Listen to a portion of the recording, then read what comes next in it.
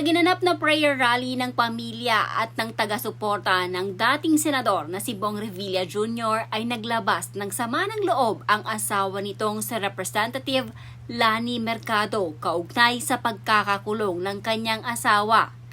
Ayon kay Lani Mercado, nakakagalit umano ang ginawa ng gobyerno sa dating senador.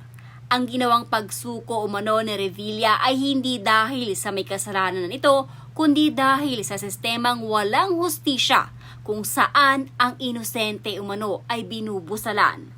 Pagpapatuloy pa ni Mercado ay marami umano ang nagsabing huwag sumuko at magtago na lamang muna si Revilla.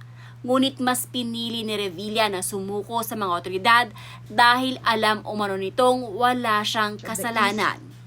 At sa lahat po ng ating pong mga kababayang Caviteño na nakiisa sa gabing ito, pinararating po ng aming pamilya, lalo-lalo na po ng aking asawa na si Senator Bong Revilla ang kanyang taus-pusong pasasalamat sa inyong panahon at pakikiisa sa panalangin at prayer rally na ito. Umapaw po ang pasasalamat mula sa kaibuturan ng aming puso. Palakpakan po natin ang bawat isa sa atin. Napakabigat po ang panahong ito sa aming pamilya. Ngunit sa inyo kami humuhugot ng lakas. At higit sa lahat sa Panginoong Diyos. Our Lord is our refuge and our fortress. Patuloy namin hinihiling sa Kanya ang kalakasan ng puso, kalooban at katawan upang mairaos ang mga pagsubok na ito na aming dinaranas.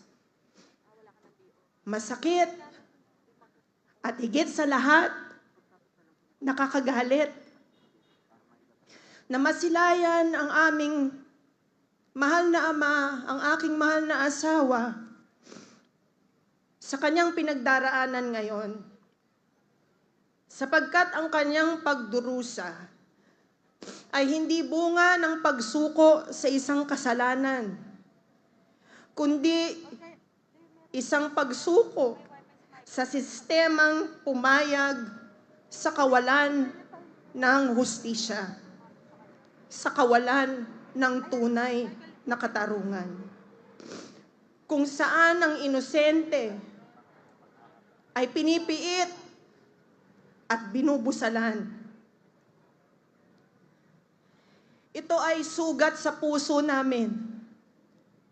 Sugat sa mga supporters niya at sugat sa bawat isang mamamayang Pilipino na kanyang tinulungan. Isang malakas na dagok sa aming puso at damdamin.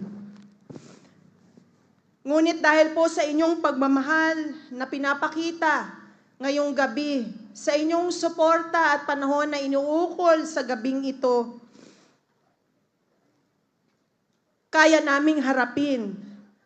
harapin ni Senator Bong Revilla ang patuloy na pagpukol ng mga maling akusasyon laban sa kanya.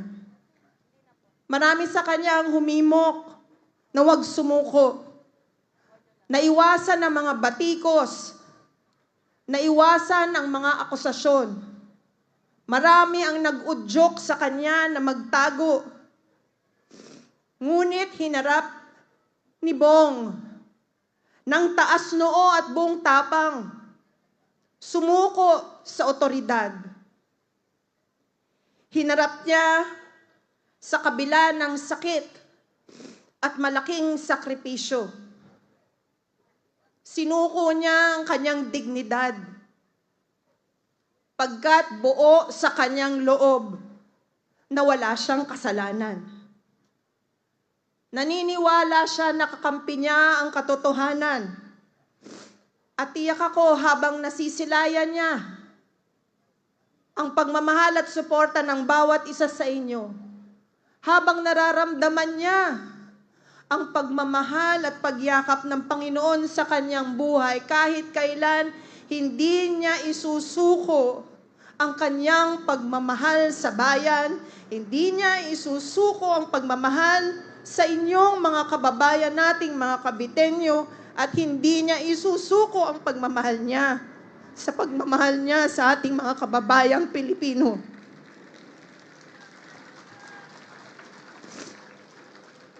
There is no greater power than prayer.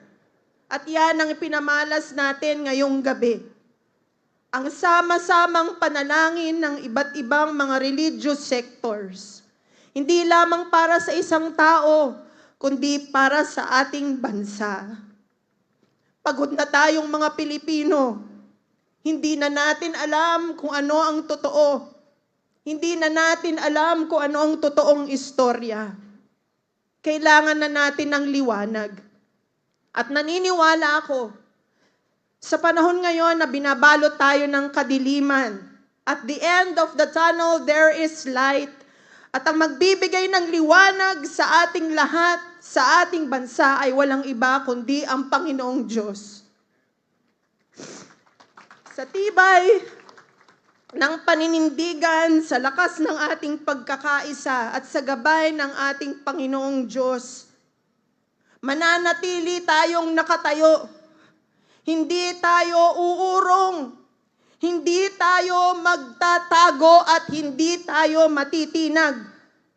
Habang may paninindigan tayong lahat para sa katotohanan, habang may nagmamahal at habang may nananalig, ang hustisya ay makakamtan nating lahat, makakamtan ng sambayanang Pilipino.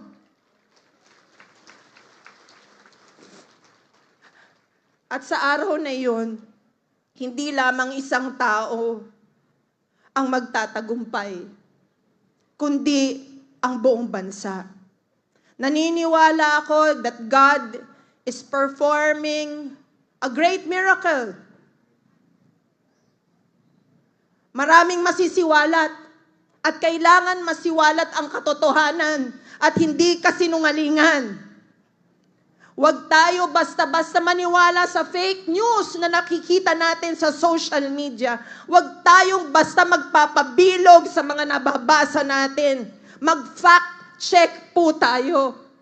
At ang pagmamahal na nandito sa ating puso, ang siyang manaig sa katotohanan. Ang pagmamahal natin sa Panginoon, ang siyang manaig para makita natin ang liwanag, para makita natin ang katotohanan. Muli, maraming salamat sa inyong lahat. Binabalik namin ang pagmamahal sa Panginoong Diyos, na siyang Panginoon nating lahat, na siyang gagawa ng milagro, na siyang magtutuwid ng storya ng ating mga buhay at kasaysayan ng ating bansa. Panginoon, kayo na ang bahala sa aming lahat. Kayo na po ang bahala sa buhay ni Senator Bong Revilla at sa aming buong pamilya. Pagkalooban niyo po kami ng lakas at paninindigan hanggang sa huli. Hanggang sa huling patak ng aming dugo, hanggang sa huling hininga naming lahat. Kayo po ang bahala sa amin. Maraming salamat po sa inyong panalangin at patuloy tayong manalangin para sa tunay na hustisya at para sa ating bansa. Maraming salamat po. God bless us all.